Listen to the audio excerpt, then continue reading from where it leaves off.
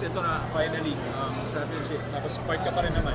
So, what can you say about that? Oh, kumbaga sobrang thankful. Sobrang proud ako din sa mga players namin kasi alam namin na gaano nila pinaghirapan to. So, sige. Alam ko na kung paano nila pinaghirapan sa ensayo, kung paano sila nag-sacrifice para lang dito. So, sana ko nakita nyo lang ano yung mga ginagawan mo sa practice. So,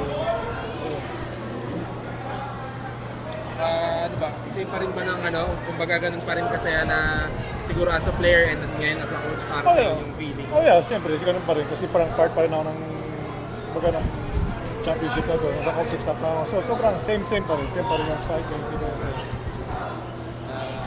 How proud of it are you of yung mga big man na yun nga, sila Brandon, Flip, Raymond going up against Junmar in the series? Oo, sobrang proud. Kumbaga hindi naman sila yun sila yung gumagawa. Kung kami nag-a-advise kasi sabihan namin sila. So, I'm sure lahat ng coaching staff sobrang saya dahil lahat ng mga sinasabi namin o sinasabi ni Coach Nena, Luigi na ginagawa nila dun sa yung mga game plan namin.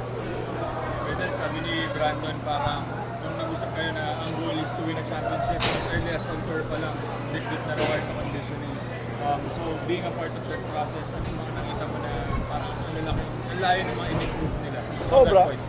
Sobra. Yun nga, tama nga si Brandon. Nung part ng mag-i-ensayo pa lang kami, alam nila na gaano kahirap yung ensayo kasi siguro in-expect na ni Coach or mga coach na si Luigi na sa ganitong series, sa mga long series, so kailangan namin yung stamina nila. So, nung sa practice kami, yun nga sabi ko nga sa sobrang proud ako kasi sa practice pa lang sobrang nag-sacrifice din sila, nag-guguhard din.